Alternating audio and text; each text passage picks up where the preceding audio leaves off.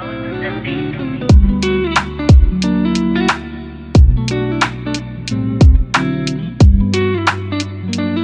beautiful people of all ages, shapes, and colors, to another episode of the Hit Your Free Throws podcast, where we encourage you to stick to the basics. I'm one of your co-hosts, TV, aka TV on basketball, alongside my co-host Jay, aka the Knockdown Jay. How's it going, my guy? Bro, it's been a while since the last time we recorded. WNBA Finals is in full effect. The NBA season is about a couple of days away at this rate. I mean, like when this is being released, we're like 5 days away from the season. Dude, there's no better time to be a basketball fan. I feel like at this point with the way things are kicking off, and the fact that the countdown is getting that much closer to opening night means that TV, we got a lot of basketball ahead of us. We do, and we have some awesome topics to talk about today. We got the WNBA Finals, obviously, we're going to get into. We got 6 questions from the 21 Qs that we're going to get into today. We have the draft, we have the quiz. It's going to be a great episode. Lots to discuss. But before we do that, Jay, we do have to plug our socials. Remember to follow our individual accounts at TV on Basketball, at the Routine Jumper / Knockdown J. Those links can be found in the description down below. In terms of the daily content, remember to check out our TikTok and Instagram for the best daily NBA content. You're going to be able to see all the season previews. You're going to be able to see the Hit Your Free Throws Daily NBA Picks Challenge, which will be coming back next week. So be on the lookout for that. Also be on the lookout for the stuff that we're going to be doing this year for the Daily NBA Picks Challenge. That video should be coming out to the TikTok and Instagram pretty soon. In terms of the YouTube, remember to like, share, subscribe, and hit the notification bell so you will not miss an episode. And if you're listening to us on any of the podcast networks, Spotify or Apple, subscribe, leave us a review, all that good stuff. We appreciate all of y'all's support. Jay, there's a lot to get into, man. There's a lot. It's been a while. A lot of stuff has happened for both of us since then. It's going to be crazy, team, but we have a lot to get back into. Yeah, and not only do we have a lot to get back into, but our very first question is kind of a heavy hitter to start off the pod, TV. Yeah, no, we're gonna get to the question too. We're gonna go to the WNBA first. I think we should start off with the WNBA. Of course. We gotta get into that because 2 games have gone through. By the time this goes out, unfortunately, Game 3 is gonna be done already. But you're gonna see my reaction to that after tonight's game as well. So be on the lookout for that. But Jay, the series is tied up at 1 apiece. We knew this is going to be an absolute barn burner of a series. And man, when I tell you this Minnesota Lynx team won't go away, this is exactly what's been happening in these last 2 games. In the first game, you saw my reaction. It was one of the best basketball games I've seen all year round. One of the best. The fact that the New York Liberty had two separate 18-point leads in this game, which they gave up, and the Lynx, most specifically Courtney Williams, went absolutely off in that game. The Fija Collier, obviously one of Jay's favorites, was absolutely killing the Liberty that game. But they ended up pulling out the win. But then the Liberty in the next one, man, ended off the game on a 14-0 run to end up winning that game. Jay, I'm going to throw it over to you. I did like my reaction in Game 1. I'm going to give my thoughts on Game 2 very shortly. But what are your thoughts on the series so far? I'm going to be honest with you. I think that we've seen exactly what we expected from a series like this. I think that we expected the Minnesota Lynx to feel the pressure of needing to strike first, given the fact that I think a lot of people would obviously choose them as A, the underdog coming into the series, but B, the team that would be considered, quote unquote, the least talented. When you look at their group up against the Liberty and their main big four, right? But I think the opposite side of it is that the New York Liberty are the exact kind of offensive juggernaut that they've been all season long, winning by 14 in game 2 to kind of set a tone, specifically doing so in a way by holding the Lynx to less than 70 points after obviously letting 95 off in game 1. There was a certain level of championship integrity to respond in game 2 in the way they did, not only shooting the ball well, but also locking up. And I think this is going to be, obviously, we both predicted that this is going to be a series that goes the distance, just out of the mere fact that both of these teams are so talented, each have at least an MVP caliber player on the team, and each team's MVP caliber player has had themselves a good game through these first 2 games of the series as well. So I think this has been a perfect tone that's been set through the first 2 games of the series. Obviously, it's going to be really interesting to see who changes the dynamic in game 3. That's obviously going to be where the series shifts. I think it's going to be less of who wins game 3 and more of how they win game 3 that I'm most intrigued to see, considering the fact that we went from an overtime win off of a last second late game bucket by Courtney Williams to help seal the deal in game 1, and then a blowout win by the New York Liberty in game 2. There's not really a great meet in the middle in terms of the styles make fights from these first 2 games. I think game 3 will be the perfect equilibrium to tell us what the rest of the series is supposed to look like. Oh, 100%. And you know what? Even though game 2 looked like a blowout, I'll tell you right now, Jay, that was a close game basically throughout. I know like the Liberty had their leads in this game, but they ended up on they ended on a 14-0 run in like the final 3 or 4 minutes of the fourth quarter. The Lynx were in it. But it's like for me, like watching the series, the Liberty are doing what they need to do to be ahead first. They're the ones with the more offensive talent. Breonna Stewart, Sabrina Ionescu, after struggling from the field in the first game, started off on fire in game 2, scoring like 12 points in the first quarter. Sadly, only scoring 3 more points after that. But still, he started off the game strong. But when looking at this Liberty team, it's all about the offensive weapons. When you have Laney Hamilton with 20 points, who was fantastic the entirety of game 2, Breonna Stewart with the 21, John Quell with the 14. You just have so much talent there from top to bottom that it's just hard for the Lynx to stop. But the Lynx are able to get back into these games because of their like top 2 defense in the league. They can lock down for periods at a time. But the thing is, this Liberty offense is just kind of too good at certain times. That's hard to catch up. And that was the issue in game 2. In game 1, the Lynx were able to catch up. They were down 18 points in like two sections of the game, and they were able to bounce back. And it's gonna take all 3 of their stars to absolutely like win the series because Courtney Williams, Kayla McBride, and Nafisha Collier all scored at least 21 in that first game. You need all 3 of them absolutely hitting at the right time if you want to match up with the offensive delivery, because as you can see, different people can go off for the Liberty at any time. So I think that the Lynx are very competitive, especially on the defensive end. They just kind of have to have the offensive output from their stars in order to like catch up with this Liberty team, who seem to, even when they are under high defensive pressure, they still just score the basketball. Yeah, and I mean, I think honestly, if we're talking about what the Minnesota Lynx need in order to really step up in game 3, I think the biggest thing is that their 2 main players, their go-tos in Nafisa Collier and Courtney Williams, they have, I'm not going to say been consistent in terms of what they produced through the first 2 games, but I think that they have been good at leading the charge properly. I think their biggest X factor in game 3 is going to be Kayla McBride's shooting ability. I think that was the biggest drop off from game 1 to game 2 that really changed the dynamic. She didn't get to the free throw line at all after getting to the free throw line 6 times in game 1. She was 33% from 3 in game 2 as opposed to 57% in game 1. I think there's just a certain level of activity that she needs to have at the guard position where her ability to stretch the floor, her ability to knock down shots at a high clip, it just changes the way that New York has to respect them as a as a 3-point shooting team. And I think that as much as I believe Nafisa Collier is an MVP caliber player, that it has and will continue to like backpack Minnesota to what could be a real championship opportunity.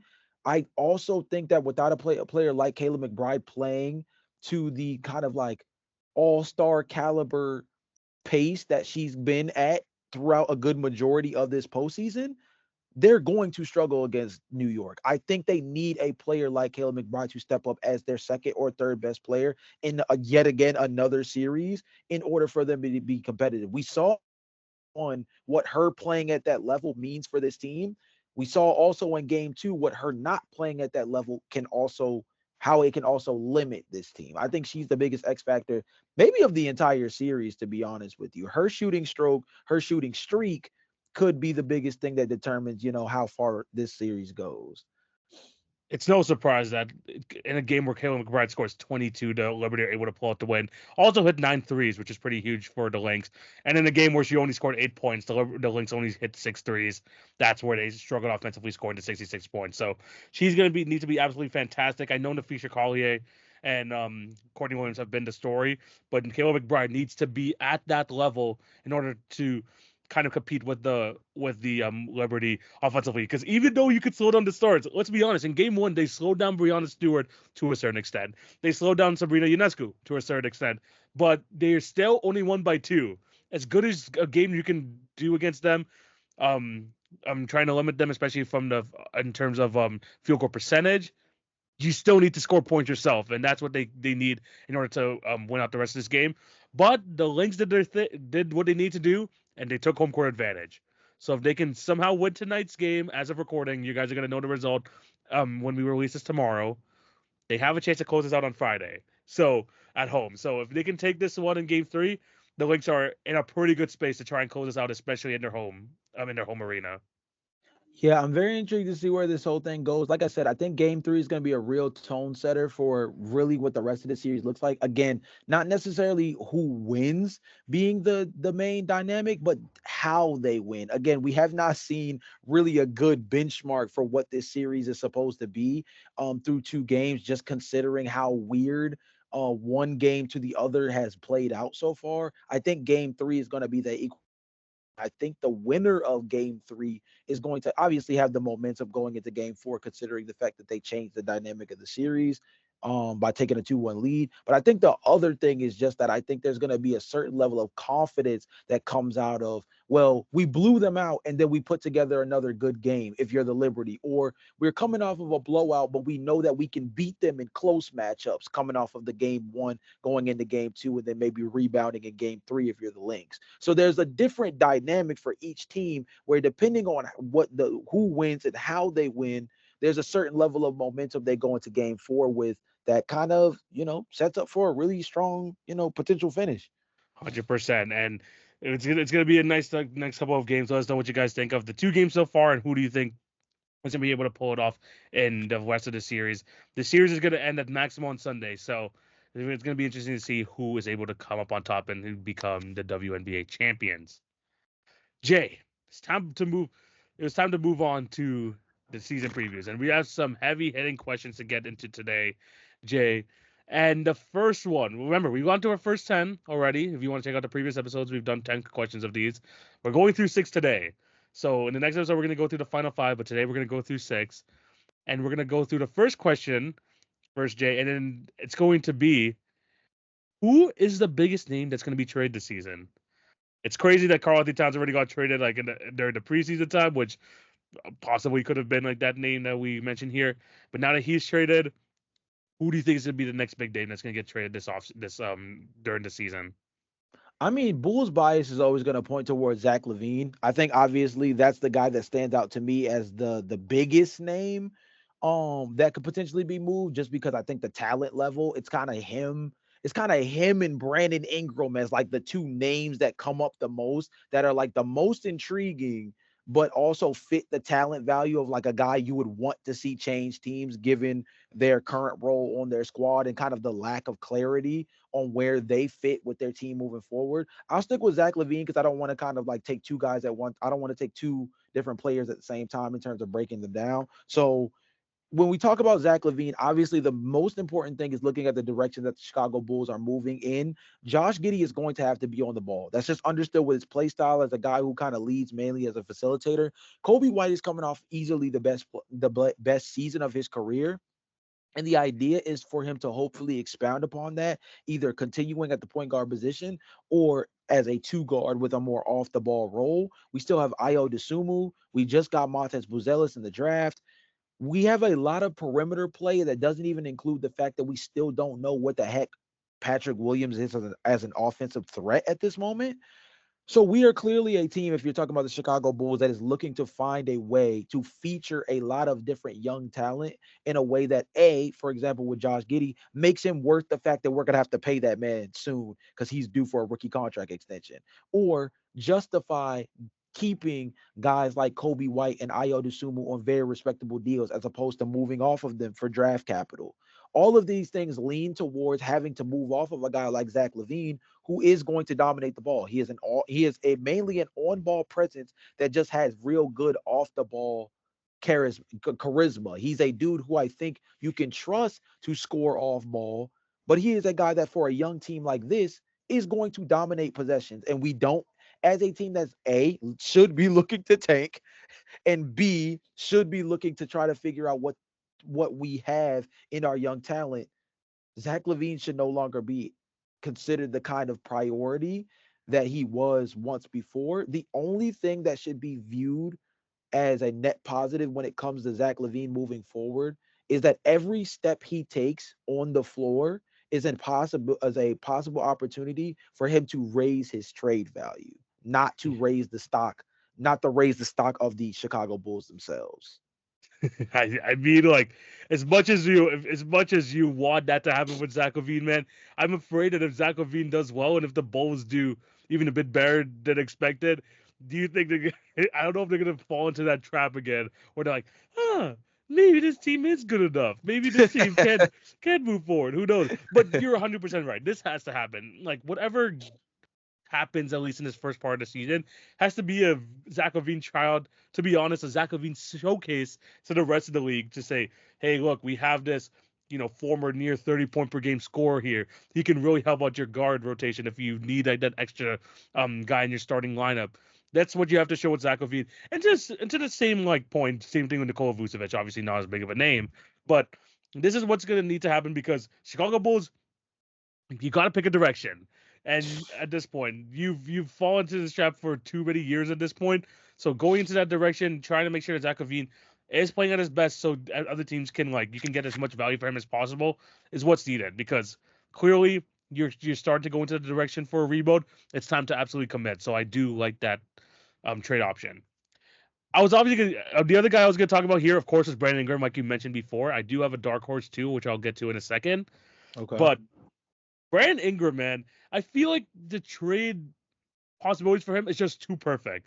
Because what is the one position that is kind of oversaturated there on the Pelicans? The wing position. Brandon Right. Ingram fills out that position. What is the need that the Pelicans have? A center position, the center position. So trading Brandon Ingram for some sort of like center depth or some sort of like starting center just feels too perfect, especially when you have Trey Murphy on the books.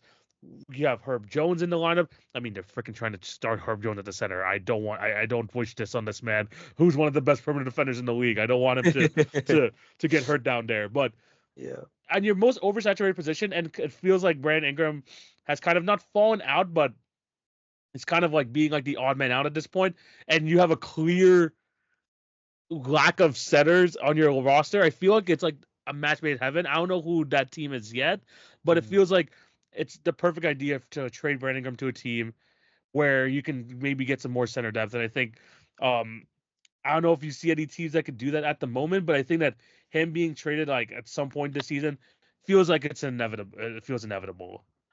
I think he was obviously a guy that popped up for the reasons that you stated in terms of it just being so blatant of a Yeah. need at center for them. Yeah. Letting go of Jonas Valanciunas, although I think play style wise, obviously serves the New Orleans Pelicans well. I think there's also the aspect of, dude, you just smacked your center depth so bad that now you're trying to Right. make guys who are better perimeter defenders into paint touch guys, and that's one of those things where you rim defenders don't just grow on trees. Yes, excuse me, elite rim defenders don't grow on trees. But here's the thing that I think is kind of interesting. When you look around the league, who are the centers that even come to mind that you think you could be able to move off of? When you think about a Mitch Robb, that's cool, but does New York really need Brandon Ingram? Especially considering the fact that I think they're already, I mean, you can make an argument that they need perimeter play, but they are deep at wing with Mikal Bridges and OG Anunoby already. There's really only one team I can feel like makes sense. Who's that pops in mind? And this only goes in a way if this too big on doesn't work out. Jared Cleveland. Allen, And he's Cleveland, the name that's popped up plenty. Jared Allen is obviously the name Jared that's Allen. popped up plenty as a guy that it's pretty much been him and Miles Turner for the last 2 to 3 Yeah, years. And Miles Turner's name has been a little bit more frequent because Miles Turner is a 3-point shooter as well, as yeah. opposed to Jared Allen, who's more of he's like a paint touch guy. He's Traditional more of a five. Yeah. traditional five man. Right, exactly. So I think Jared Allen would be kind of a seamless fit in a situation like this one He because I just think signed an he has a little. extension though. Yeah, he just signed an extension too, which is kind of weird. So that it kind of has to like everything has to kind of fall into place for it to Exactly. I happen. think it's one of those things where the unfortunate part about a Brandon Ingram trade to me is that I just don't know what the center market really looks like. Do you want to touch Mark Williams right now for Charlotte? I don't know. He's Do too you want to injury touch? prone. Do you Too want to injury touch prone. Robert Williams the third? Again, too injury prone. You have to wonder about that. Um, Do you look at? I know this sounds kind of silly, but again, another Trailblazer center, considering how kind of like interesting they went with Robert, considering they got Donovan Clingan in the draft. Do you look at Do you look at someone like a DeAndre Ayton? Depend again, like again, Maybe. these are nasty names now, though, in terms of how they might fit with the Pelicans as well. You know what I mean? So Yeah. it's kind of tricky because the center market is already kind of barren, but then you have to think who is a center who fits well within what they're trying to do, considering that Zion operates so much in the painted area.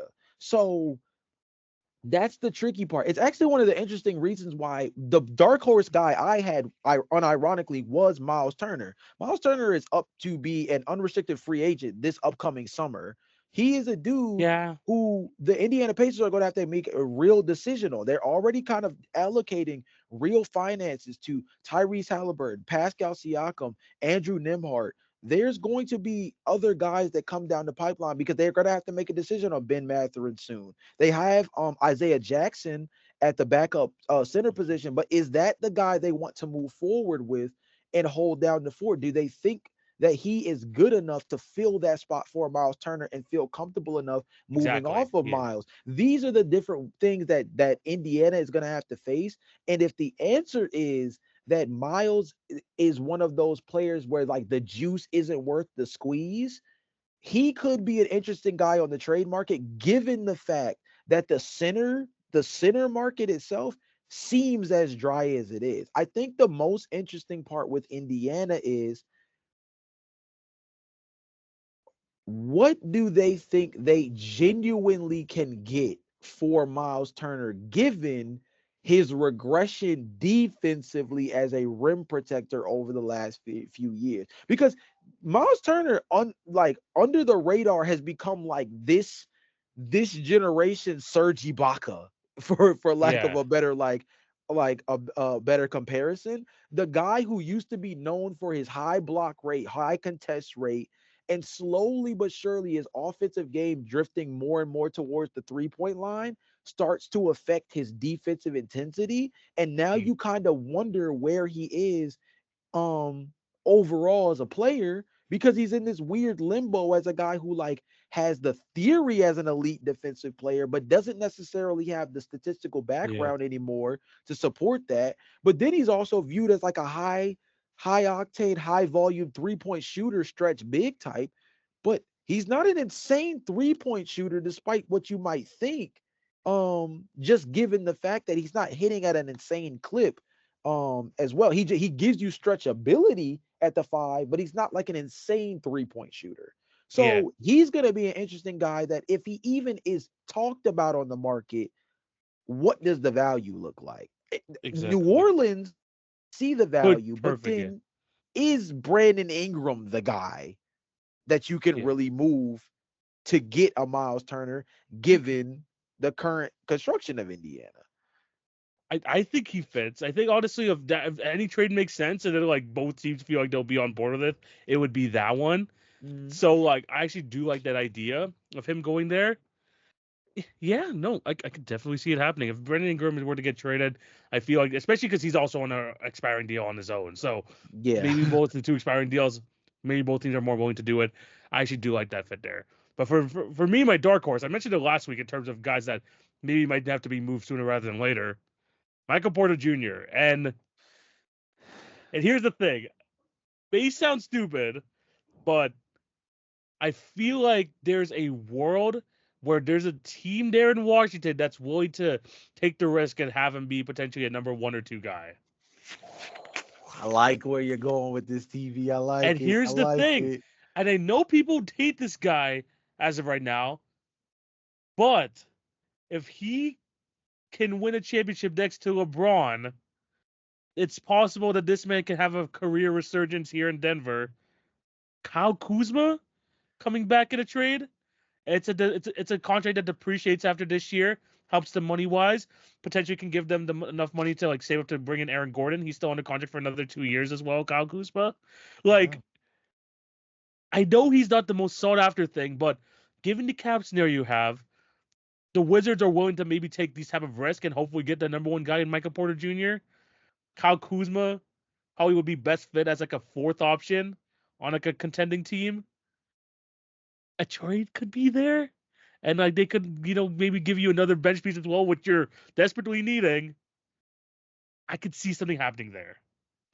I mean, there is a world, especially because Kyle Kuzma has such a friendly contract, where like getting back like a Kyle Kuzma and a Corey Kispert Oh for, you see what I yes, mean? Like that kind of construction for a for Michael Michael Porter Jr. That could add wing depth to a team that Brogdon clearly as needs. well, or Brogdon. Well, no, Brogdon. Well, I mean, by that point, because he's out for the first month, He could, so that's the tricky part. But that's a good or one Brogdon. though. I would Yeah, I would the only well, no, they need point guard depth as well, because you can make the yeah, argument that there's going to be scenarios where Russell Westbrook is maybe even going to be a two guard on this team. yeah. So yeah, I mean, if you can get back like if you can get back and I don't know if this will work. We'll have to put this in trade Yeah, machine, but if you could get back like a Kyle Kuzma and a Corey Kispert, or like a Kyle Kuzma and a Malcolm Brogdon. Malcolm Brogdon for a Michael Porter Jr. I mean, this is a guy who has an ascending contract, still 2 years left on his deal, Yeah, gonna be owed 40 M's a season or 2 seasons from now. Like exactly. Like, I mean, he is very expensive. And TV, I've been thinking about this concept for the Denver Nuggets for a good amount of time now. And I want your thoughts on it because I do think it's kind of intriguing. The Denver Nuggets feel like the Jenga board game of the NBA right now. They are the team that for the last couple of seasons, they're this perfectly built, perfectly yeah, aligned tower. But every season, pluck, pluck, pluck. yeah, You got to keep knocking these guys off the board. This is one of those teams that kind of built their program through continuity internally and kind of added guys in that fit the culture. But slowly but surely, the culture guys are starting to fall off brick by brick, right? yeah, Once upon a time, Bruce Brown was their kind of diamond in the rough guy that they had picked up after his stop with Brooklyn, and they kind of revitalized his career in a real way that got him paid yeah, with Indiana. Same thing could be said to a lesser degree about Kentavious Caldwell Pope, who they got in that steal of a trade yeah, with the Lakers. And they positioned themselves in a real way where they could have been able to retain him, and unfortunately chose not to bring him back, and he goes to Orlando. And yeah, then, Aaron Gordon is a guy that he has a player option next season, and if he picks it up, which he likely will, but there's different scenarios where he may potentially try to seek one more big payday before, he graduates into his 30s, like really officially. hmm, He becomes an unrestricted free agent in the 2026-27 offseason as yeah, well. So this is a team that went from kind of building their structure from within into this perfectly built tower, and is slowly watching the bricks plucked off season after season. And TV, I wonder, especially with the recent $200 million signing extension of Jamal Murray, if we're that much closer to the Jenga tower falling down, and if a Michael Porter Jr. trade might be the significant, you know, that might be the brick that knocks the tower over. Like, I really wonder if we're much closer to the closing of the Denver Nuggets window than we want to realize. We know how good Jokic is. He's also almost 30 already. yeah. This window is already closing, and it seems like the financial aspect of the Nuggets is closing this window much faster than I think we're actually giving it credit. That's why they got to make moves in order to like make lateral moves and not stuff to like make themselves go up or down. They have to make lateral moves to try to like improve into places where they were missing some stuff. Yes, Michael Porter Jr., nice young player. You want him to develop into like something more than that, but $40 million on this type of team right now, just not gonna cut it. So that's why like trying to maybe like use that piece to try and get maybe multiple pieces instead might be the way to move into forward, just so this team has a bit more longevity and you can able to bring in glue guy like keep glue guys like Aaron Gordon in the future. So that's why it's gonna be interesting to see. That's why I think maybe if things fall into the right place, a trade for Michael Porter Jr. this year is not out of the question. That's all I'm saying. It's definitely not out of the question. But yeah, there's still some big names on the trade market. Who knows who's gonna get traded this year? Let us know what you guys think down below. Jay, next question. Another award one here. Who wins the MIP award? Now, there's been a lot of discussion here about the meaning of the MIP award. I don't like that Victor Wembanyama is number one in terms of odds right now. I don't like that version of the MIP award, but who do you have winning it this year? That was so tricky because, again, TV, can I give you a weird name? Yeah. I think the answer is Jonathan Kuminga. I like it. He was one of the guys I was considering. He's one of those guys that I feel like if Golden State really wants to consider themselves as any version of a championship contender, they either have to trade him or they have to let him off the leash. It's the only way they're going to get better this year. Yeah. It's the only way they're going to get better this year is they have to trade Jonathan Kuminga for an all-star caliber player, a Brandon Ingram, a Jimmy Butler, Zach LaVine, right? Or you have to let this man off the leash. You have to. He is a guy that in the minutes he has been on the floor has shown you offensive upside and defensive potential that gives you the belief that he can be a second, third best player on a team that is trying to genuinely compete. It's very clear based off the way that the Golden State Warriors constructed their roster this offseason, going after guys like Kyle Anderson, going after Buddy Hield, that position themselves to continue to still compete in the Stephen Curry era. But the guy who gives them any kind of real separation of talent on either side of the ball next to Stephen Curry on this team in terms of upside is Jonathan Kuminga. This constant on and off from Steve Kerr of one day it seems like he empowers him, the next day it seems like he humbles him. That has to stop. There has to be a day where they allow him to truly step within himself. And more importantly, I think Jonathan Kuminga understands the circumstances of this situation. Jonathan Kuminga is in a rookie extension situation. He is a guy that is based off contract negotiations that have taken place during this summer. Reports say that he is looking for a max rookie contract extension. For Golden State to genuinely believe in him enough to give him a max rookie contract extension, he is going to have to perform like a max caliber player at the forward position this year. Not necessarily meaning he has to be an all-star or an all-NBA guy, but he has to be a guy that pops up on the scene in a way that's more than just spurts here and there. And I think that comes with also empowering him because he is a guy that has shown you that with good amounts of reps on the floor, he can produce. This is going to be the biggest test of Steve Kerr's career, in my personal opinion, is what he allows or does not allow Jonathan Kuminga to do. And in a contract year like this, I think Jonathan Kuminga has a real chance to pop off as a dude who like goes from like a real interesting piece on the Warriors to like, damn, I don't know if the Warriors are like a real postseason contender if Jonathan Kuminga isn't playing the way he's playing at the moment that we're having these conversations.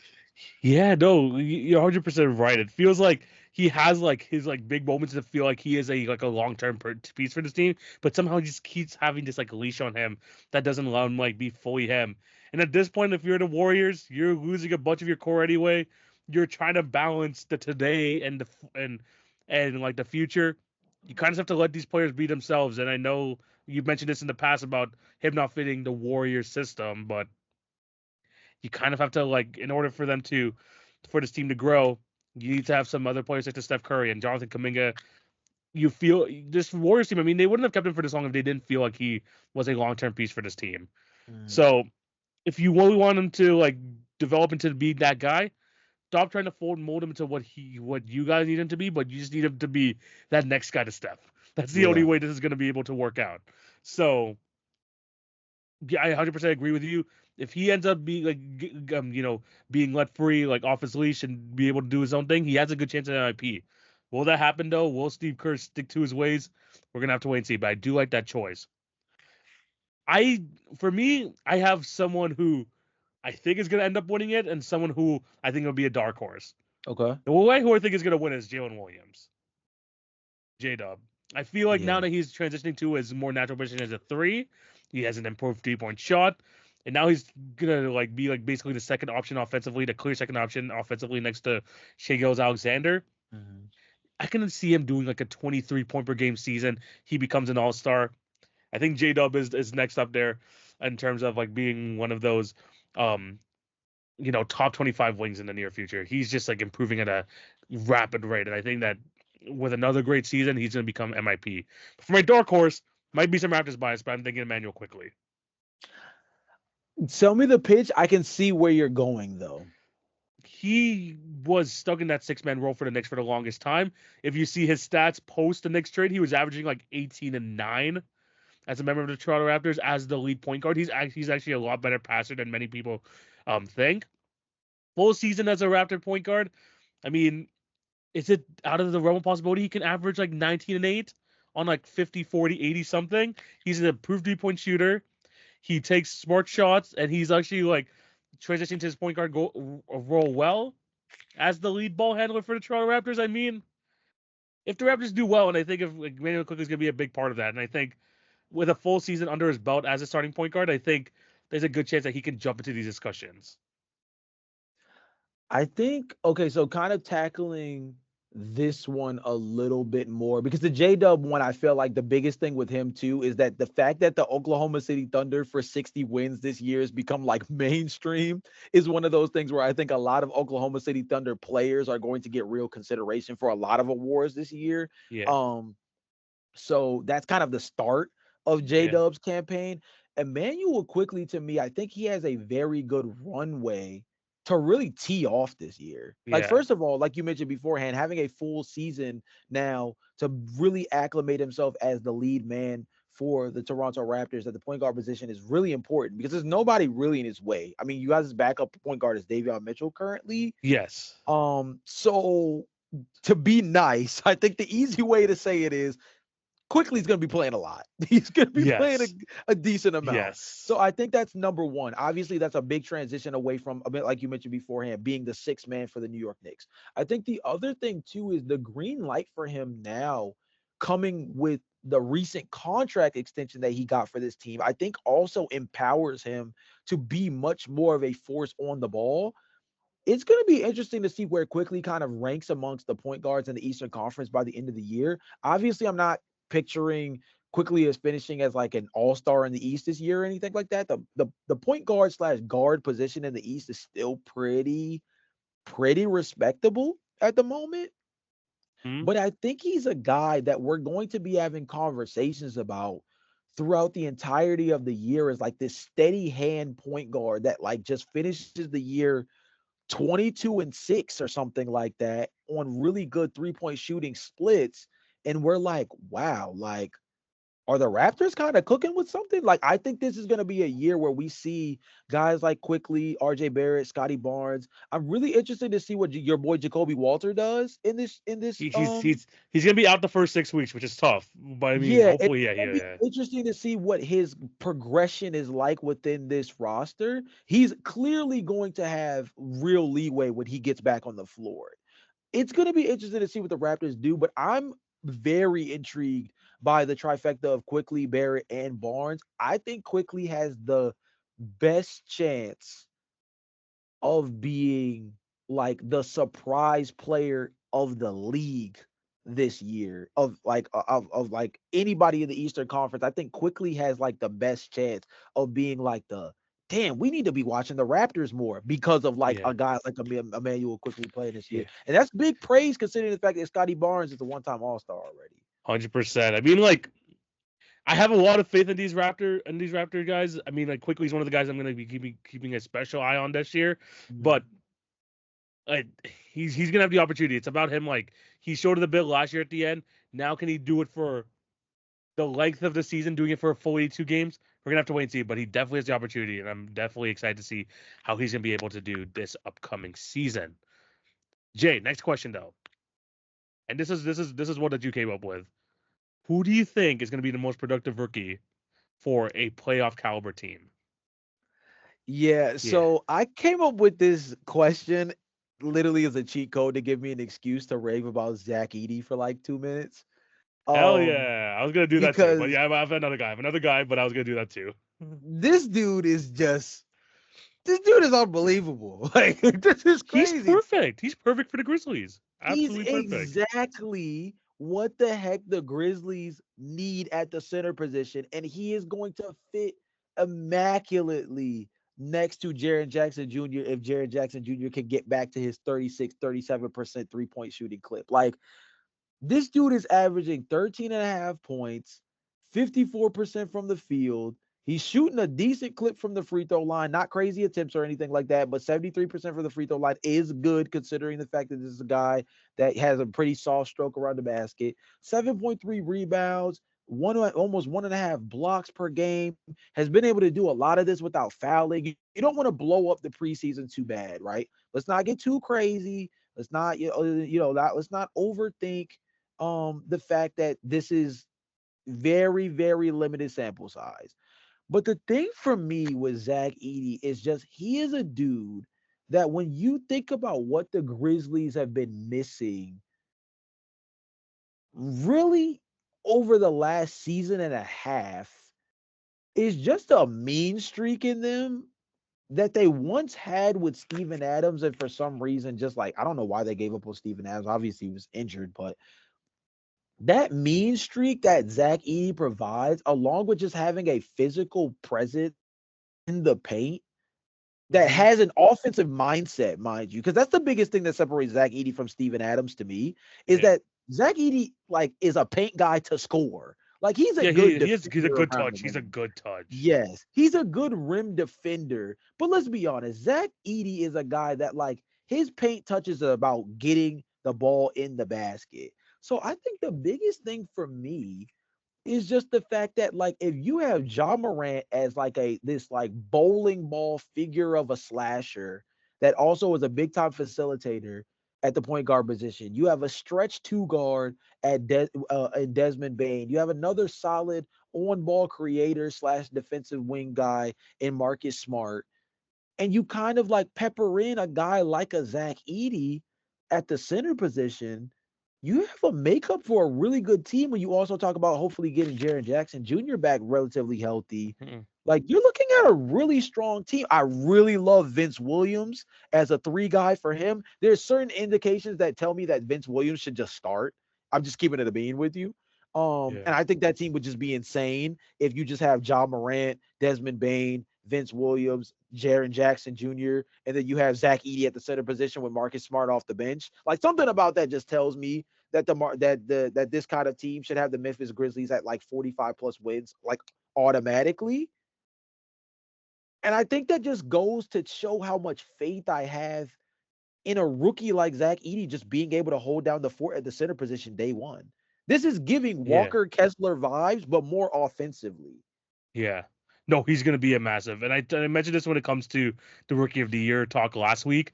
Yeah. Like, he's just going to be in a position where I feel like it's just going to come naturally, like a 14-10 season. It's going to come Yeah. natural. Like, and it's not even going to take away stuff from Jaw. It's not going to take away anything from Jaren. It's just going to come within the system with the amount of offensive rebounds he's going to get, the amount of just pick and rolls, just because he's such a huge body that you can't help but give him the ball. Like, Yeah. he's just going to naturally come into it. And when you think about impact on a team, especially when it comes to like a playoff, like a team with playoff aspirations, he's going to be absolutely needed as someone who's in the, especially in the West, when you have to bang down low with a Nikola Jokic, with an Anthony Davis. You're going to need someone to, and not have put Jaren Jackson in a situation where he's going to foul in every single game, as we talked Right. about for years on end. So Zach Edey's there, absolutely perfect. And I think that he's definitely going to be like one of those top guys who's going to be an absolute beast for like a playoff team, even as a rookie. I was going to talk about him. Honestly, I wish I had this time to talk about Deron Holmes, but sadly he's going to be out the entire season with an Achilles injury. I thought he was going to be absolutely fantastic for the Nuggets. Yeah. But the guy I want to talk about, man, Ryan Dunn for the Phoenix Suns. Yeah. That was the other guy that came up when I came up with this topic. Ryan Yeah. Dunn. Whew. Bro, this guy, the fact that they got one of the best perimeter defenders in the whole draft at number 28, and people were worried about his 3-point shot, this guy's hitting his shots in the preseason with Yeah. confidence. Yeah, the With volume is confidence. nasty, bro. He's already taken more He's already taken and made more threes in a couple of preseason games than he did his entire like career. Like, it felt Yeah. like in And that's college. exactly what this is exactly what the Suns needed. Like, Yeah. giving me like you have to remember this. Like, when the Raptors drafted OJ Anunoby in 2017, they Mhm. weren't sure if he was going to be able to play right away, especially because of the injury he had at Indiana. He comes in, starter, and he's just there to be a defensive menace, but he didn't develop his 2 point shot until years after.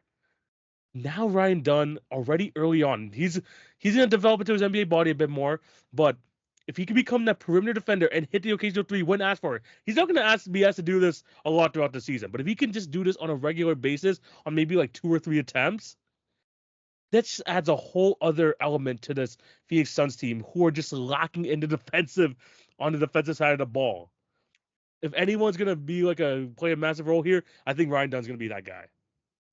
Yeah, I'm not gonna lie to you, TV. If Ryan Dunn is really a 37% three-point shooter, like the Suns might have stealth had the best offseason of any team without like really getting like an all-star caliber guy in the process. Yeah, Like when you look at the fact that they easily got two of the best ball control point guards in the league in Tyus Jones and Monte Morris in terms of taking care of the basketball, low turnover rate, high assist rate, then you get a guy in Ryan Dunn who you mentioned beforehand, like you said, best defender, best one of the best perimeter defenders, if not the best perimeter defender in the draft, 3-point shooting coming along relatively well. And I think yeah. the other thing that kind of stands out too is the Mason Plumlee pickup. They needed that. Yeah, they definitely needed some big I man depth. There's something about that big man depth to me that also kind of stands out by getting another guy that can kind of pass the ball, does lot of the dirty work stuff for that team. And you've also been able to see in the preseason, and that's the biggest thing about the preseason to me, is it's less of a like, oh, this guy's popping off kind of perception when I look at the preseason, and more of like what kind of philosophical changes are teams making in the Yes.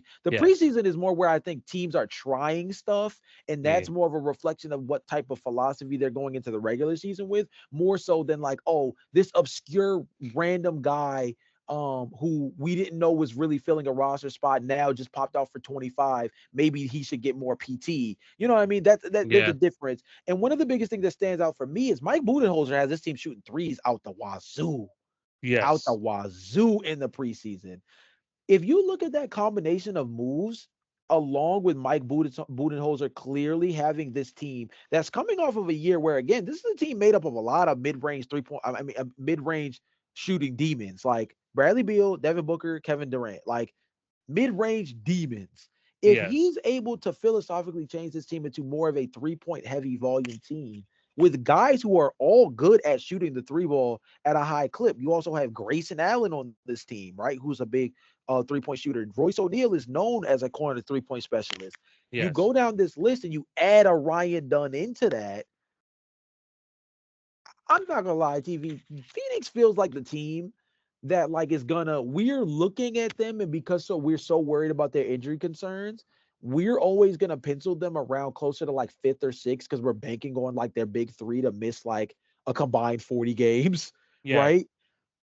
But they're gonna mess around and be like a top three seed because their team is just like that Oh good. no. Oh no. If you guys watch my video in terms of the over unders for each of these teams, you already know that I think this Phoenix Suns team is going to be like a 50+ win team. I Yeah, truly think that that's going to happen this year. And just like, could it catch people off guard? But should they really catch people off guard with a team of Kevin Durant and Devin Booker? I'm not sure. But I'm a fan of this team. That's all I'm saying. I'm a fan of this team. I think this team's going to do a lot better than a lot of people think. But yeah, Ryan Dunn, Zach Edey, these guys, especially on like these like playoff ready teams, they're going to need to produce. All right, Jay, next question. And I think I'm going to let you take over this question because I think like, this one is definitely an interesting one when you brought it up. yeah. So this was a question that I think was a little bit unique because of the fact that we are seeing a real change in the guard. I brought this up, I think, a podcast or two ago of kind of the Derrick Rose retirement kind of setting ablaze this thing of like, wow, the guys that we remember from the early 2010 era of basketball are slowly drifting away from the game that we love. And it's going to really set a new tone for this next generation of superstars that we're latching on to. And so with that being the case, it made me think of the question of who is the superstar that is about to have their father time come to Jesus moment. And I don't want to go with somebody easy like LeBron James being 40 years old, so he's due to eventually fall off. Like, no, until look, we've been saying that for 5 years.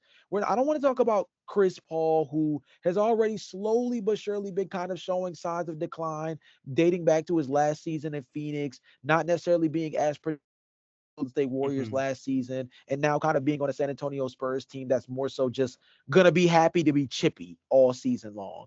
But Hmm. who's a guy that we synonymously associate with being like an all-star throughout his career that we're like, you know what, dude, you might be on the verge of needing to hang this Joker up, my boy. Like, who is that father time? Who is the next guy father time is gonna catch? Derrick Rose felt like the dude who like he beat so much in terms of the odds coming back from his injury, playing as long as he's been able to play coming off that Achilles injury. And he finally had to hang it up. And it just made me start to wonder, like, dang, I think we're about to have a snowball effect of dudes who are gonna have this come to Jesus moment that they're just like not gonna be able to continue to like do this at a high level anymore. Yeah. I know there's one guy you want to talk about. I'll let you talk about him. There's two guys I also had in mind. One being Russell Westbrook. Maybe maybe Interesting. Okay. maybe it's come already to some people, but at the same Uh-huh. time, I think that like people think of him as this high energy guy who's gonna like somehow like really like help out the Nuggets off the bench. As much as I like the idea and like the different ideas of him being in the dunker spot, being a nice cutting threat for Nikola Jokic, Yeah. is he really gonna improve that depth as the Denver Nuggets? Is he really gonna be like that guy who you think is gonna replace kind of the same role as like a Bruce Brown or one of those guys from their championship team? I don't think we're gonna see that type of Russ anymore. I think that his mentality, his play style was great when he was a star. I just think when it comes to becoming a role player, yes, I think like he'll do his best, but I don't think like his play style kind of like translates into a good role player sort of thing. And I think that Russell Westbrook, he's like trying his best to find his role on like championship teams, and for the life, I really hope he wins the championship this year because I think he Mhm. absolutely deserves it. But him being a fit on this Nuggets team, I have my questions, and I think that as much people like want to say it's going to be like a good success next to someone like Nikola Jokic. I know Nikola Jokic is excited as well. Mhm. I have my doubts about it. I do have my doubts. I The other, understand that. I understand that. yeah, the only other guy I want to talk about, and I think it's more because of wear and tear over these years, but Mm. I think Brook Lopez might be starting to, yeah, start to go into that direction, man. Just 2 years ago, he was like Defensive Player of the Year candidate. I think with the more strain that he is on his body, the fact that they have very little big man depth over there in Milwaukee, asking for him to do a lot at the ripe age of 36, we're not going to see the same impact. I know he was great for those early years in Milwaukee, but as the years start to go by, it's like this team gets getting older. There's like you're putting a lot more like taxing mitts on these like older players. I just don't think that Brook Lopez is gonna have that same effect as he did in like previous years. And even though and the thing is like they're gonna rewind him so much, Yeah. but we know his injury history already, even dating back to the Brooklyn Nets days. Like when you mix in all those factors, I don't think we're gonna see like that same sort of like impact that Brook Lopez had in previous years. Even though we want to say he's like a this key member of this Milwaukee Bucks team, I just think that there's gonna be like a sharp decline coming soon.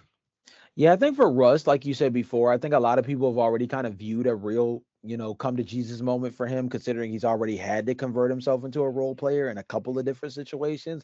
I just think this, unfortunately, might be the situation that might expose Russ's deficiencies the most. He's going to have to be a 35 plus 3-point shooter to fit well on this Denver Nuggets team. And we haven't seen it. And we haven't seen it consistently. He's going to have to be a guy that's able to operate better off the ball. We haven't seen a whole lot of that functionality outside of him being a real like off-ball slasher.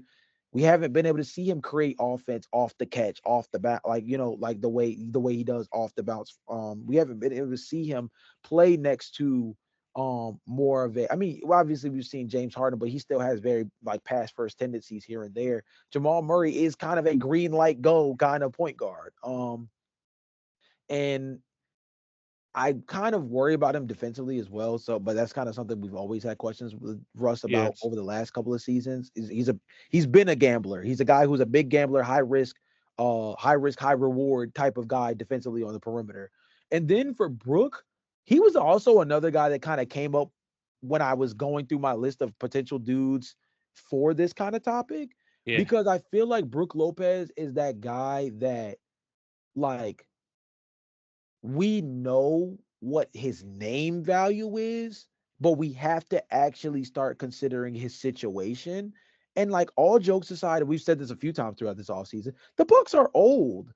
The Bucks are old. Yes. And they don't have legitimate center depth. They are a team that, where if Brook Lopez goes down, Giannis Antetokounmpo automatically becomes the starting center, and then Bobby Portis is moved to starting power forward, and then they do not have a backup power forward. Like, their front line rotation is not necessarily built to sustain a Brook Lopez decline, and it's really not built to sustain if Brook Lopez were to get injured.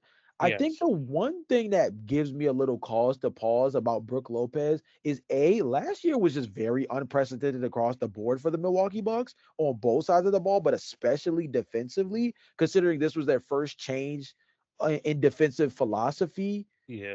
coming off of Mike Budenholzer. Yes. But I think number two is, we've been burnt by this possibility of like looking at a guy not necessarily fitting in a certain scheme and then coming back the next year and being more of the guy we felt he was, with Rudy Gobert literally just last year. Like, Right. just 2 years ago, we thought, dang, Rudy's burnt. He's on a different team and a different scheme, and all of a sudden he doesn't know how to defend. He already barely has the hands to finish baskets. Now he's looking like a complete baby on defense. And then next year he comes out, the next year being last year, he comes out, looks much more well established, and steps right back into being that anchor of like a number one top defense in the league. Yeah. And like, Brook Lopez feels like that kind of guy that, like, when healthy in more of a respectable drop coverage system that fits more to like what he's been used to in Milwaukee, Yes. that he is going to kind of be able to get Ivy. He still had one of the highest contest rates in the NBA last year, even while looking like he had a bit of a decline defensively. So there's a Yes. part of me that kind of just wonders, especially with better defensive personnel on the team this year. You're not having to make up for like a Malik Beasley at the two guard. You have like a Yeah. Gary Trent Jr. You have a Taurine Prince now at the wing positions. You still have Giannis, right? So I think that's the one thing that gives me cause to pause with Brook. But I understand what you're saying, because a Brook Lopez injury or a Brook Lopez decline could also just be like an overarching tell on like where the Milwaukee Bucks are headed this season Yes. too. Yeah. 100%. It's. It feels like it's coming, and I know like it's worked out for them again in the like 3 years ago, but now that we're kind of like reaching like this later stages of this version of the Milwaukee Bucks, it's looking more and more tough. Is there anyone else you want to like add to this list? I know you want to talk about someone, or are you gonna like, leave it here? I mean, I'm gonna just throw his name out there just because I feel like everything in the preseason is giving me weird like vibes around it, and it's Klay Thompson, dude. Yeah. Yeah. Klay Thompson got featured on House of Highlights for having a 0 point outing in a preseason game. Now, I don't know Yes. if House of Highlights just doesn't like Klay Thompson, or if they just thought it was such a unique stat line for an all-star to finish a preseason game with no points. But I think the biggest thing is not necessarily the stat line he's had throughout the preseason, and more so the actual tape and what the tail of the tape tells you throughout the preseason. The biggest thing that I've noticed with Klay Thompson throughout the preseason is that a lot of his shots are falling short. And so, for people that don't necessarily understand what that means mechanically, the fact that his jumpers are falling short is not necessarily a jump shot issue. It's not a jump shot construction issue. He still has one of the prettiest strokes in the NBA in terms of being able to shoot the ball from deep. The issue is an athleticism slash like physical issue in terms of being able to get his legs underneath of him enough to get enough on the ball to make sure that it has the right trajectory to hit in the basket. Take the Yeah. technical terms out of it, very easy to break down basis. Klay Thompson's athleticism is starting to show decline to the point that we already view him more as a 4 defensively than a 3 like we used to back in the day. And now it is starting to show up even further in his offensive game, where he is a guy that if this kind of shooting continues and he is no longer a 37 and up 3-point shooter that we've seen in years past, he is no longer necessarily a positive asset on a championship caliber team like we viewed him in the past, because he's not the same kind of perimeter defender that we've seen him to be, that can guard one of your best wings, be able to guard 1 through 3. He's more of a 4 now defensively. And if he can't shoot the 3 ball at a high clip, he doesn't have much on ball range. We've known that for the longest. Remember, he's the guy who scored 8 bajillion points on like less than 10 Some dribbles. dribbles, yeah. He's not the guy that's going to put the ball on the floor and create for himself that way either. So this is a guy that I could see putting himself in a real position where if he cannot get back up to that, if he cannot maintain that 37 and up 3-point percentage that we know him for, I mean, there's a world where we could end up seeing Najee Marshall getting a lot more time on the floor for the Dallas Mavericks, just because it makes more sense for their team productivity wise next to a Luka Doncic, next to a Kyrie Irving, if Klay Thompson's shooting stroke isn't what we've become accustomed to. Yeah, and honestly, this is a real shame because if anything, like when you looked at like what at Klay Thompson's career, a lot of the reason why people thought like, oh, this guy's career is going to be such a long time is because he's just not going to lose that 3-point shot. Sure, his defense might decline as he gets older, but the 3-point shot's still going to be there. Yeah. If it's not, then what is he? What else does he bring onto court? He's not like Yeah. a playmaker. He's not like a he doesn't handle the ball. So what does he bring? That's the question that Dallas might have to face if he doesn't do it. Again, it's only preseason. We don't want to overreact to a preseason game, Right. but if the decline that we've seen over the past couple of years continues to go that way, then what's how vast it is Klay Thompson to the Dallas Mavericks? I'm not sure. So that's definitely one of those ones that we're gonna have to like mention. So yeah, I 100% agree with that. Jay, next question though. This is number 15 in terms of the 21 season preview questions. Which big three has more to prove? We talked about the Phoenix Suns, but we're going to put them against the 76ers. Which team has more to prove? So I think to prove is Philadelphia. And I think it's because of the trajectory they've put themselves on over the last 2 seasons to work to this point, particularly last season with some of their decision making that they had involving moving off of James Harden, delaying the rookie contract extension for a Tyrese Maxey in order to position themselves to get max cap space to go after a guy like Paul George. This was a long-term plan by Daryl Morey where he had to bet on himself and bet on the cards falling in the proper direction in order for all of the things to line up. But you have to also think about the context of the basketball team. Paul George has not had an insane playoff run in a long time. Yes. A really long time. And I understand that a lot of people want to look back to the year that he led the Clippers to the conference finals. Interesting year, not necessarily the kind of run that we're accustomed to from a guy that we're like viewing as like an all NBA MVP caliber player. Yes. Joel Embiid is a guy that in the regular season, MVP demon when healthy. In the postseason, spurts show signs of real, dominance, but can't seem to put 2 games together, in a postseason run. You look at the emergence of Tyrese Maxey. You look at the construction of their team. They got Andre Drummond back. They, they have Kelly Oubre. They bring in Martin. They still have Kyle Lowry. This team this team is as optimized as it gets. I'm sorry. I mean, this team is as optimized as it gets. Starting star caliber point guard, check. MVP caliber center, check. All-star slash MVP slash all NBA caliber wing player, two-way wing player, check. Yeah. Depth at each position, check. Solid head coach, check. Owner slash executive, willing to spend, willing to take risk, check. I don't see anything that makes you worry about this team from a construction standpoint. I don't see a hole in the roster construction of the Philadelphia 76ers. The question now is, are the dudes going to be able to do what needs to get done? Yeah. There's such thing as a way off P. There's such thing as a not getting it done Joel Embiid, right? So the question is become less about roster construction, roster option, and more about just can the guys get her done. Yeah. Phoenix still has certain questions in terms of their roster build, things like depth at the wing position, for example, that still give you cause to pause, right? The gelling of their team, considering the fact that we saw such, little run between three high volume scorers and Kevin Durant, Devin Booker, and Bradley Beal. We saw such a small sample size.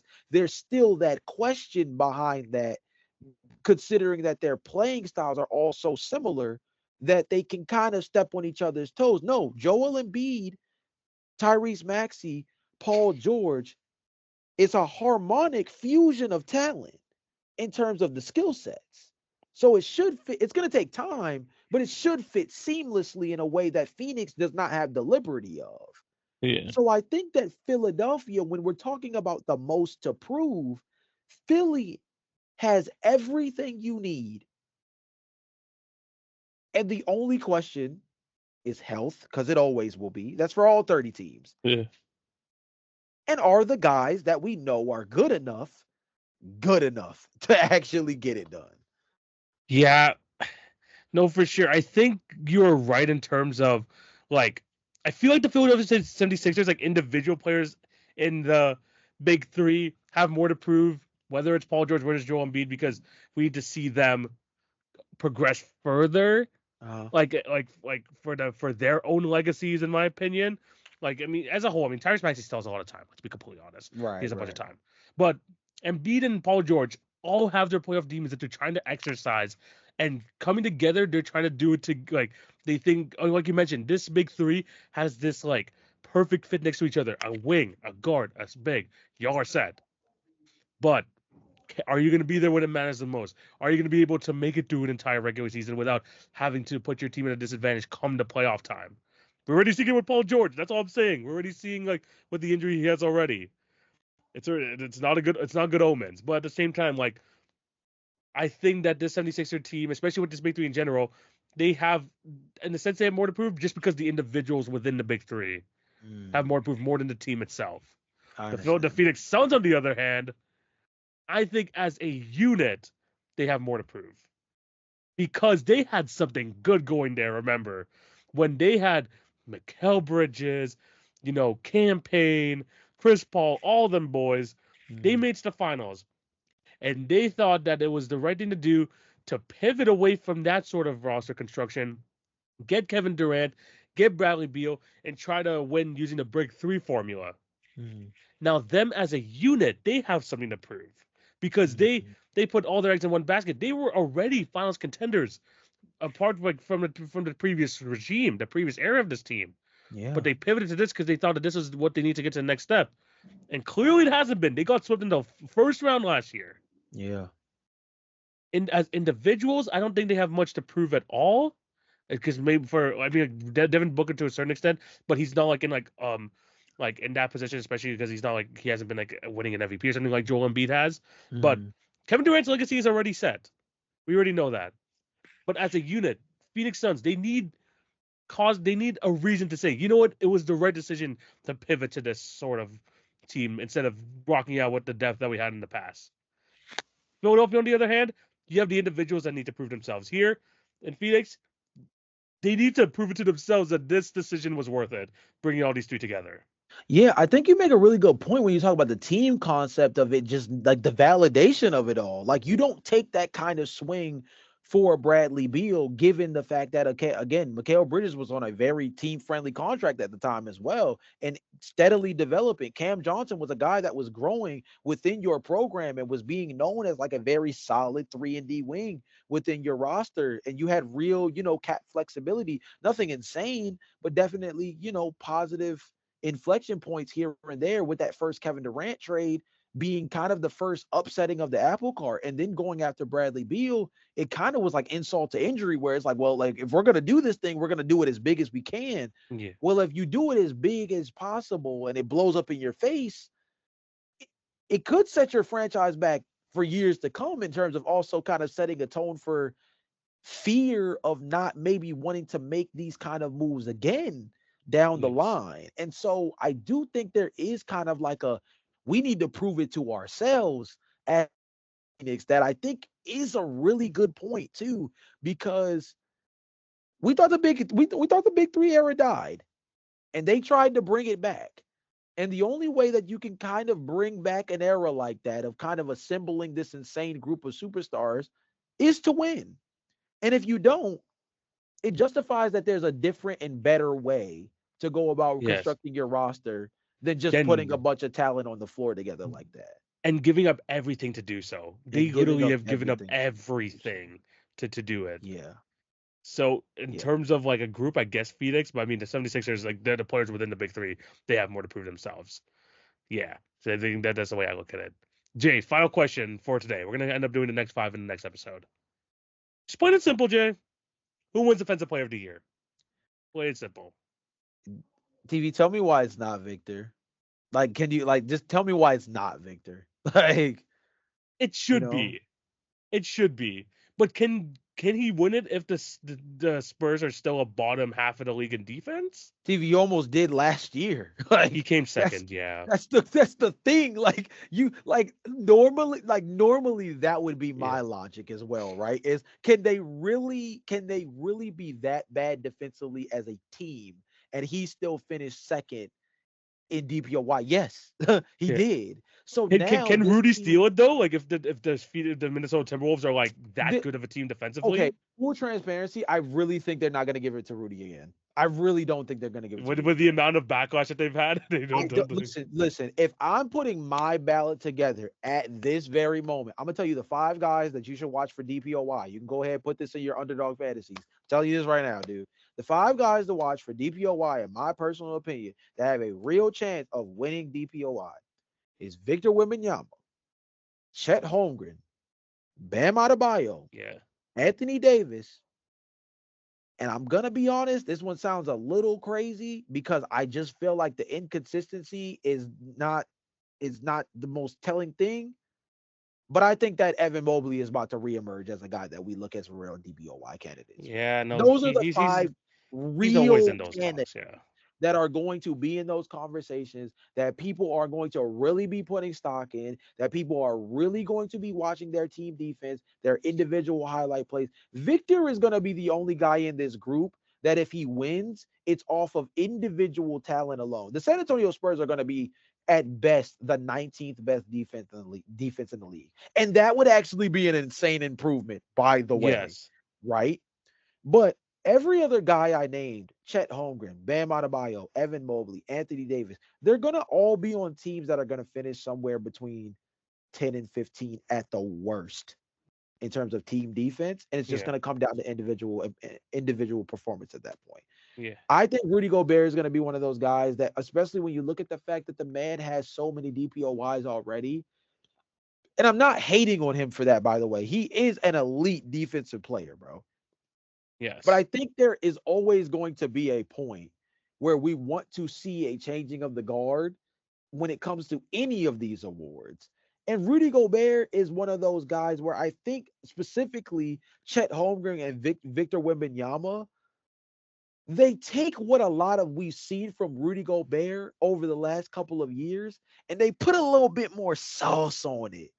And They it's make just it gonna be, flashy. They make it yes. flashy. And I Yeah. think that's going to be a real appealing case for guys like those Fair. two in particular this upcoming year. I see a world where those two guys are going to finish as the top 2 candidates in DPOY, and they're going same rookie of the year battle where it's like, is with Victor's individual talent able to outweigh the fact that Chet Holmgren is contributing more to team success? And I think that unfortunately, there's a world where, similar to Victor Wembanyama winning Rookie of the Year, his individual talent just overshadows the fact that Chet is doing it while producing on a much better team. But I think there's also a world where if the Oklahoma City Thunder win 60 games and they're a top 5 defense and Chet Holmgren has an insane defensive highlight reel, that we're looking at a real argument for a guy in Chet Holmgren to win DPOY as well. I think those two guys have taken what Rudy has done, put some sauce on it, added a little bit more flavor to it, and now have created this new age of what DPOY at the center position should look like. And I think that Rudy won his life. I think Rudy Gobert, this might be really bold to say. I really do think Rudy Gobert just won his last DPOY, though. I really do. I'm not gonna lie to you. I think Victor and Chet Holmgren are the next generation of like DPOY perennial candidates on a year-to-year basis. The way they view the award. Yeah. Yes, for sure. on the way they view the award and what Yeah. values you need to have at the center position in order to be really considered as like the best defensive player in the league. Yeah, no, if it means the changing of a guard, then I 100% agree with you. I still think Wemby's going to win whether that guard changes or not. I do think he's just going to end up winning the award. I still think Rudy Gobert is going to still get his like his love in that sort of aspect. But this is Wemby's to lose. Let's be completely honest. This team was a bottom 10 defensive team, and he almost won it. He's going to win it this year. He's going to win it. There's no need to overthink this. He's the reason why he's an overwhelming favorite right now. He's gonna have another fantastic season. I want someone like Bam and like Anthony Davis to get some love too. I feel like if this changing of guard that you say happened a few years ago, then like people like Bam and Adebayo and Anthony Davis would have gotten some more love. But but yeah, if it feels like it's gonna start changing now, Wemby's gonna be the face of it. I think he wins it 100%. Yeah, it's his to lose in my opinion. But yeah. Those are our 6 questions. That's our 6 season preview questions. Let us know down below what you guys think. Do you agree or disagree? Are there names that we haven't said that you think that falls into any of these categories? Let us know down below. Jay, it's time for the drafted quiz. That part of the show. And Jay, today's draft is going to be a special one, man, because for the first time I've made this draft based on kind of my preference here. It's the Raptors' 30th anniversary. I've been doing the top 30 Raptors series over on my channel, but we're going to bring some of the Raptor love onto the pod because we're going to be drafting the best 30th anniversary Raptor team that we possibly can. But of course, on the podcast, we have to do some sort of caveat, and this is what we're going to do. The Raptors have been a part of 4 decades, the 90s, the 2000s, 2010s, and 2020s. We have to choose at least one player from each decade with one chance to double dip into any of the other decades afterwards. Yeah. Jay, how do you feel about this draft? I'm going to try my best to show off as much Raptors respect as I can. In terms of obscure names and stuff like that, at the end of the day, I still want to win my 5v5, but I'm hoping some real nostalgic names come up throughout this draft as well to kind of like, really commemorate the whole anniversary aspect of this draft. Yeah, 100%. And I've been locked in on the Raptors, even with the Raptors history through my top 30 Raptors series. So I have a lot of guys in mind. If you take one, I'm definitely gonna have a response to it. But you know how these drafts go. Even though I'm the Raptor fan, I'm gonna let Jay get the first overall pick here. You know how we work things serpentine style. He gets the first one, I get the next 2, so on and so forth. But Jay, I'm gonna throw it over to you. The first pick. Who are you gonna draft? Yeah, so this one unfortunately is not as nostalgic, and this is only because I have the very first pick and I have to set the tone as best as I can. But sorry guys, 2019 Kawhi Leonard is a demon, and I have to do what I have to do. yeah. There's no. I'm gonna be absolutely honest with you. That would be my first pick. There's just no way it was going to be. But I respect it. But yeah, Kawhi Leonard, 100%. That was a great first pick. For myself though, I got 2 picks here, and as a Raptor fan in general, I feel like I need to do this this team a service and need to keep these guys together. Give me both 2010s versions of Kyle Lowry and DeMar DeRozan as my first two picks. I have to do it. I can't break them apart. I have to Yeah, do it. Those are I my was gonna those are my first say. two picks. All right, so from there, So I have to choose now. 2010s is off the board for me. I can only choose from like each of the decades now. I oh already yeah, did because my the double double, dip. I already yeah, double the dipped. double dip, yeah. So from there, so I did 2019. So what's that? That's considered my 2010s peg, 2010s. yeah. 2010s peg, yeah. Okay. So let me get Chris Bosh at my 4, and that would Okay, be so my it's 2000s. 2000s, yeah. And then let me see. And then let me get Doug Christie, and I'm gonna do Really him as my 90s guy for right now. interesting. Yeah, let me Okay, do that. okay. He was gonna be potentially one of my 90s guys um if you went that route. Okay, I like that choice. Okay, now I'm gonna have to. This is where I'm gonna full out go with my fandom here. Firstly, small forward, give me 2000s VC. Had to be done. Vince Carter, Right. Hall of Famer, just got inducted this past weekend. He's 100% going to be on my list. And then my issue here is the 2020s because I can choose between two guys. Do I want to show love to the current Raptors squad, or do I try to go with the best team possible? I'm going to go best team possible. Give me Pascal Siakam 2020s version. Yeah, I was gonna say I think that Pascal just being on this list is like criminal because you just don't know what to do. Yeah, he's just Yeah, dangerous. yeah. So I got my 2000s out the way. I got my 2010s, What's your 2020s roster next. so far again? Just so I'm making sure I'm not. So I got 2010s Kyle, 2010s DeMar, 2000s Vince, and I got 2020s Pascal Siakam. Okay. So we're gonna go just straight. Ooh, we're gonna go straight wing depth crazy. Yes.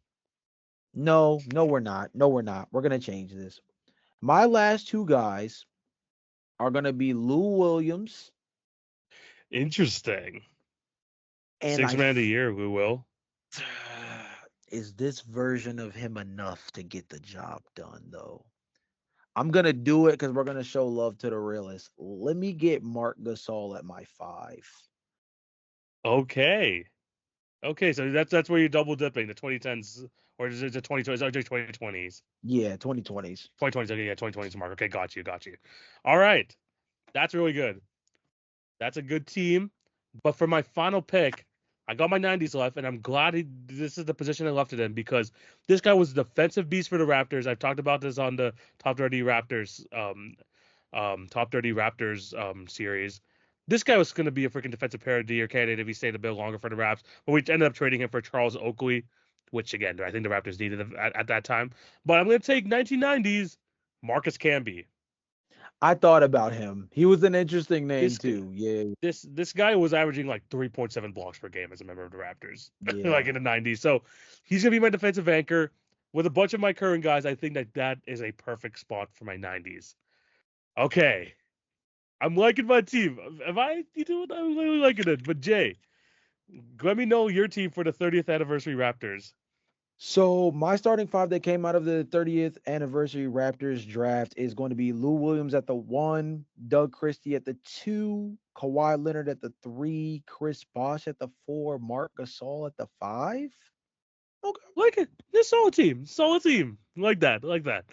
For myself though, I got 2010s Kyle Lowry, 2010s DeMar DeRozan, 2000s VC, 2020s Pascal Siakam, and then I got 1990s version of Marcus Camby. Dang. I mean, obviously, I felt like it was kind of coming that Tracy McGrady wouldn't be taken in this draft, but I also feel like it kind of makes sense given that again, if you guys remember the beginning of the beginning of the segment, context, it is the Raptors version Yeah, Raptors of the version. player. I want to throw that back out there. Is the Yeah. Raptors version of the player. So although Tracy McGrady was great in Toronto, I think we mostly remember him as a Rocket and as an Orlando Magic in terms of like what the peak version of his career was. And so I think that's one of those where I think you'd still take the talent of Tracy Yes. McGrady even at Toronto. But I think that if we're talking about that Toronto Raptors version, there are definitely a handful of other players that I think, were Yeah. worth pulling. 100%. But yeah, those are the two teams. Shout out to the Raptors again, 30th anniversary. You're gonna see me at a couple games this year as well. So check out the vlogs over on the TV on basketball page. But yeah, let us know down below what you guys think. Whose team is better, my team or Jay's? Jay, it's time for the final segment of the show. It's time for the NBA quiz, and it's time, Jay. It's before the season has started. We done this last year, and we're gonna bring it back this year. Okay. It's time for the Who He Play For quiz. Oh If God. if you remember how this goes from last year, 4 players per category. We got 4 players in the easy, 4 players in the medium, 4 players in the hard, and 1 impossible. Let's see if Jay can run the gauntlet. All of these guys have moved this past offseason. I will tell you that. Oh, okay. So Ooh, these are okay. new I'll keep players that and in new mind. players for this season. Okay. So it's a who he played for. We're gonna set you up nicely with the easy ones though. So we're gonna do that. All right. So Okay. we might do 2 of these. So we're gonna compare your score here with your score next week. Let's see how this goes. But All right. first up in the easies, Caleb Martin, who he play for. Caleb Martin is a Philadelphia 76er now. He is a Philadelphia 76er, signed away from the Miami Heat. Is Yeah. now a current member of the Philly team. Again, part of that roster, which perfectly constructed. Let's see if they can do stuff together. But he's a great fit on that team. All Yeah. right, number 2, Jay, who he play for. James Wiseman. James Wiseman. Isn't he a Pacer now? He is an Indiana Pacer. He is. Okay. That is your second point on the board. Okay, JC, you're building it up. Okay, All number right. All three. right. Number 3, who he play for. Chris Dunn. Chris Dunn. He's a Clipper. He is a Clipper. Signed a Okay. 2-year deal with the Clippers this past offseason. He is your third point on the board. Next one. Who he play for? Reggie Jackson. Reggie Jackson. Oh my God. Oh my God. Where is Reggie Jackson at? He's on somebody's bench. He's on somebody's bench. Wait. Ew. Wait. I think he's a Sixer too, right? He is a Philadelphia 76er as well. I said Jay, ew, but like it's only because their point guard depth is just like kind of crazy right now. yeah, But anyway, yeah. Jared McCain, all those guys. Yeah, It's gonna yeah, be yeah. all right. But Jay sweeps the first round. Okay, Okay. All right. time. All Let's take it up a bit. We're gonna go with the medium points. 3 points for each one this time. right. Okay. First one, who he play for? Paul Reed. Paul Reed. B-ball Paul. Who he play for? I feel like I just seen this man on Instagram. Oh my God. Where are you, Paul? Where did I just saw Paul Reed, bro. That's so crazy. I think I know what video you're talking about. I Yeah. think I know which one you're talking about because I saw him in this one too. Is Paul Reed a Detroit Piston? He is a Detroit Piston. Okay, this yes. is the video the group photo? Yes, it is. Yes, okay. yeah, I was about to right. say I feel like I just seen this man recently. Yeah, he is on Okay. that group picture with the Detroit Pistons. Yeah. Nice job. First point of the first one through of the mediums. All Okay. right. Next guy. Williams. Who he play for? Zaire Williams. I believe he's a Brooklyn Net. He is a Brooklyn Net. Oh, let's get Jay's it. on a hot streak right now. Okay. 6 in a row. That is now a total of 10 points so far in Okay. this game. Okay. All right, next one. EJ Liddell, who he played for. Oh, dang, my boy, dude. This was my guy out of the draft, too. Got injured with New Orleans and just ain't been able to get any like real PT. Why do I feel like I've seen him recently, too? Who he play for? EJ Liddell. EJ Liddell. I seen this man again on Instagram. If you don't follow all 30 teams on Instagram, you're not a real basketball fan. Just throwing that out there. Oh my gosh. Who did I just see this man with on Instagram, bro? I think I saw him with Kenneth Lofton Jr., which means that he is a Bull. He is a Chicago Bull. Yeah, EJ Liddell. I had yes. to test you on your team a little bit. I had to test you on your Yeah. team. Yeah. But He's yeah, not getting he. any playing time, but like, Hey, I look, mean, I know hey, I was a big fan of him coming out the draft too. I'm still hoping for the huge best for EJ fan. Liddell. I Yeah, mean, a second huge. round pick. I thought he was gonna be an absolute steal. Hopefully, he finds some minutes on Yeah. your Bulls though. Hopefully, he finds some minutes. Yeah. All right, the last one of the medium section. You almost went to medium section. You're doing well. You're doing well. All Okay. right, last person. Corey Joseph, who he played for. Ooh. Okay. Ooh. Ooh. Corey Joe. Okay. Instagram may go help me with this one. Let's start there. Instagram is not gonna help me with Corey Joseph. Wow. Okay, Corey. The last jersey I think I saw you wear is San Antonio. But you said everybody on this list has changed teams, so he's clearly not there anymore. Wow. I know he played for your team, but that feels way further away than I'm giving it Yes. credit. Yeah. I will say yes. That was like six, so 7 years ago. Yeah. so jerseys is remembered, not timelines are Yeah. not. Who's a team that needs a 3-point shooter but knows they're not gonna play him? Damn. Okay. No love for Kojo. Okay, so he's not in Gold State, not in San Antonio, he's not in Portland, he's not a Bull, he's definitely not a Pelican, he's not he's not Miami, even though that would be a good one though. He's not Miami. Am I just wrong? And he's like been in Orlando for like 2 straight years or something like that.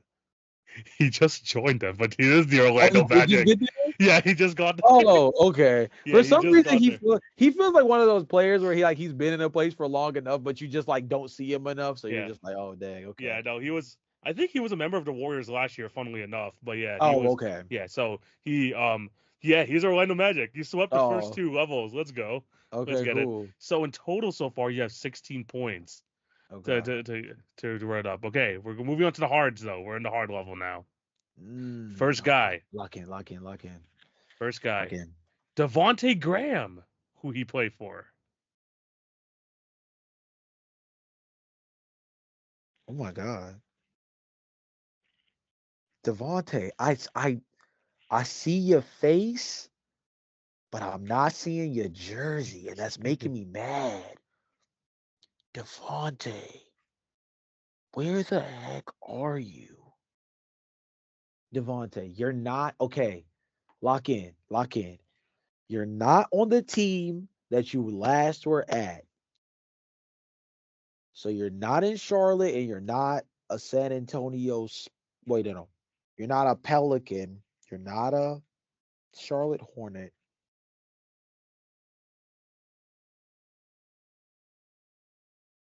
Devontae, where are you at? You are on a team that is bad. I know that. You're on a team that is bad.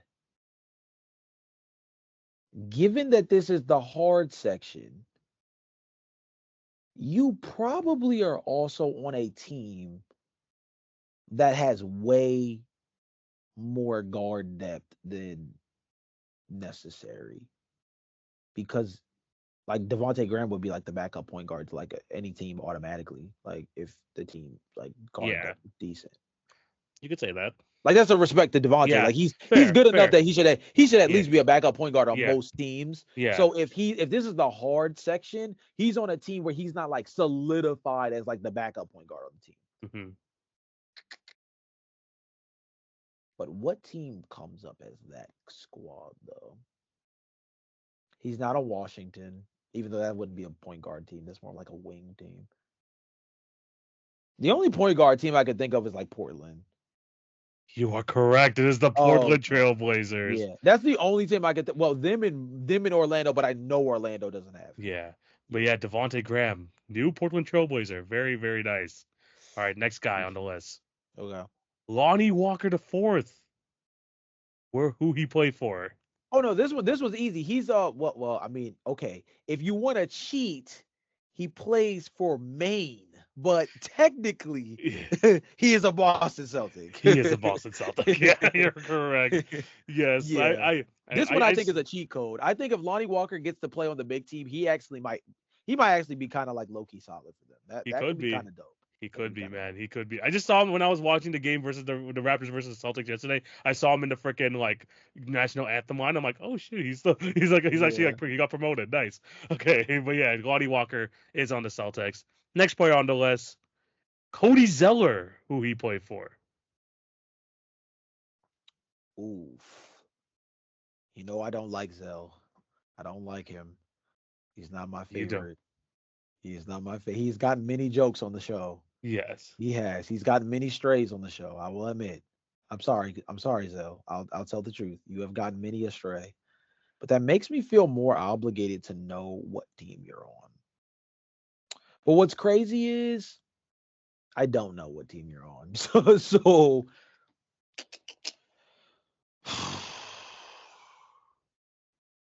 hmm. I don't even know what the last team Cody Zeller was on. Like low key. I don't even Yeah. remember the last team he was on. Is he like in Miami? He was in Miami, but unfortunately, that's not the right answer. He is currently on the Atlanta Hawks. Damn it. It's all right. Honestly, you made this far without a strike, without a strike yet, so that's really good.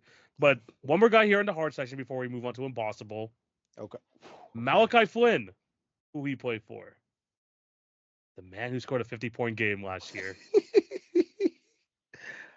um Malachi. I don't know, man. That's another one of those where I'm like, I gotta picture you in a different jersey before I can really like. And why can I picture him in another jersey? He feels like another dude I seen on Instagram. Let me cook real quick. He feels like Hey, another this one of this those logic has been helping you throughout some of these other players. Malachi Flynn. Why do I feel like I've also heard his name in a podcast recently? Which goes to tell you what kind of podcast I listen to, by the way. Because I be trying to get as obscure as possible. Clearly. And clearly I have way too much free time on my hands if it's regarding basketball at work. Yeah. Because clearly I'm not working at work if I'm able to listen to San Antonio Spurs centric podcast. Because I think it's San Antonio. I was gonna say you said that so casually, but yeah, he is a San Antonio Yeah. Spur.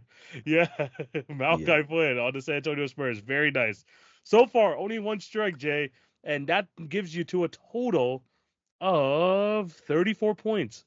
Really good so far. Out of a possible 39 so far, you've been doing really well.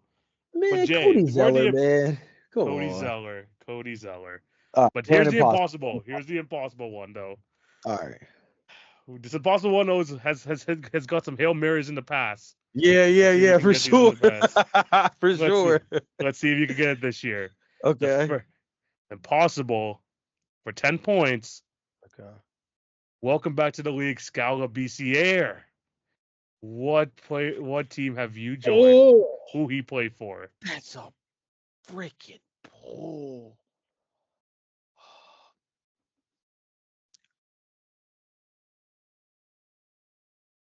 Oh my God. He is back, isn't he? Scalabiciere. The last time he played was in 2020, and he's back in the league. Wow. He's huh. Scalabiciere.